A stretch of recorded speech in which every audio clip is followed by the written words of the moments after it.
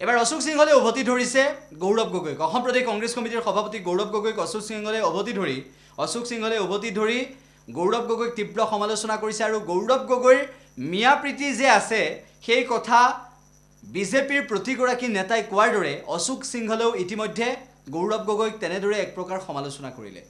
গৌৰৱ গগৈ টুপি পিন্ধি ঈদগাত যাই নমাজ পঢ়ে। মই এটা ফটো দেখা নাই যে গৌৰৱ গগৈয়ে কেতিয়াবা বাথচালিত গৈ আৰজ কৰিছে, কেতিয়াবা ব্ৰহ্মচালিত যাই যজ্ঞ কৰিছে, মইতো কোনোদিন দেখা নাই। কিন্তু আমাৰ মুখ্যমন্ত্ৰীয়েতো ভাৰতৰ গৃহমন্ত্ৰীক লৈ আহি শোণিতপুৰত ঠেলামাৰাত 30,000 বড়ো জনগোষ্ঠী মহিলা পুৰুষক লৈ তাত আৰজ কৰিছে, তাত প্ৰাৰ্থনা কৰিছে, তাত বাথৌ পূজা কৰিছে আৰু গৌৰৱ গগৈয়ে টুপি পিন্ধি ঈদগাত যাই নমাজ পঢ়ে। এইটোৱে পাৰ্থক্য, বেলেগ পাৰ্থক্য একো নাই। চিন্তাৰ পাৰ্থক্য, কৰ্মৰ পাৰ্থক্য।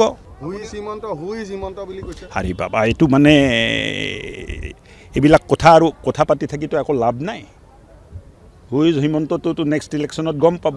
গৌৰৱ গগৈ টুপি পিন্ধি ঈদগাত যাই নমাজ পঢ়ে। মই এটা ফটো দেখা নাই যে গৌৰৱ গগৈয়ে কেতিয়াবা বাথচালিত গৈ আৰজ কৰিছে, কেতিয়াবা ব্ৰহ্মচালিত যাই যজ্ঞ কৰিছে, মইতো কোনোদিন দেখা নাই। কিন্তু আমাৰ মুখ্যমন্ত্ৰীয়েতো ভাৰতৰ গৃহমন্ত্ৰীক লৈ আহি শোণিতপুৰত ঠেলামাৰাত 30,000 বড়ো জনগোষ্ঠী মহিলা পুৰুষক লৈ তাত আৰজ কৰিছে, তাত প্ৰাৰ্থনা কৰিছে, তাত বাথৌ পূজা কৰিছে আৰু গৌৰৱ গগৈয়ে টুপি পিন্ধি ঈদগাত যাই নমাজ পঢ়ে। এইটোৱে পাৰ্থক্য, বেলেগ পাৰ্থক্য একো নাই। চিন্তাৰ পাৰ্থক্য, কৰ্মৰ পাৰ্থক্য। হাৰি বাবা, এইটো মানে এইবিলাক কথা আৰু কথা পাতি থাকিতো একো লাভ নাই। হুইজ হিমন্তটোতো নেক্সট ইলেকশ্যনত গম পাব।